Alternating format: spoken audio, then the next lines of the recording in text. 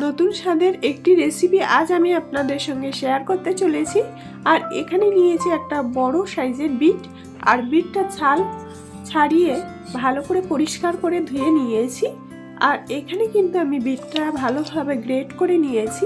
আর বড় বিটটার সঙ্গে একটা ছোট বিট দিয়েছি, সেটা আমি আপনাদের দেখালাম না। আর এখানে কিন্তু দুটো মাঝারি সাইজের পেঁয়াজ কুচি নিয়েছি, কিছু কাঁচা লঙ্কা নিয়েছি।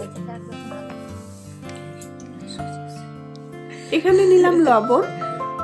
লবণটা কিন্তু আপনারা স্বাদ মতোই দেবেন, কারণ বিটটা মিষ্টি, একটু মিষ্টি মিষ্টি রাখলে কিন্তু ভালো হয়। আমি পরিমাণ মতো লবণ দিয়ে দিলাম, একটু হলুদ দিয়ে দেব। এবার আমি একটু চালের গুঁড়ো দিয়ে দেব।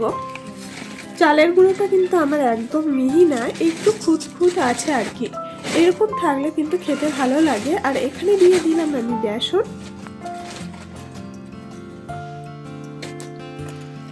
আমি সবকিছু উপকরণ দিয়ে ভালো করে মিক্সড করে নিলাম। আর চালের গুঁড়ো আর বেসনটা কিন্তু আপনারা পরিমাণ মতোই দেবেন। আর এখানে দিয়ে এখন তেলটা কিন্তু গরম করতে দিয়েছি আমি।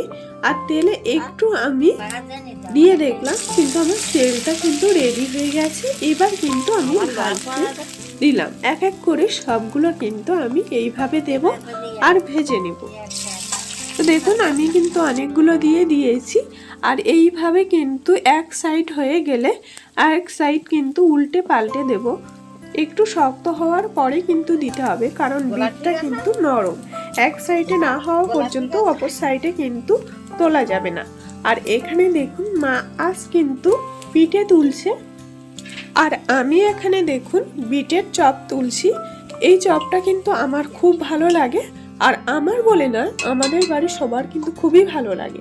তো বন্ধুরা, ভিডিওটি এখানেই শেষ করছি। ভালো লাগলে লাইক, কমেন্ট, শেয়ার, সাবস্ক্রাইব করতে একদম ভুলবে না।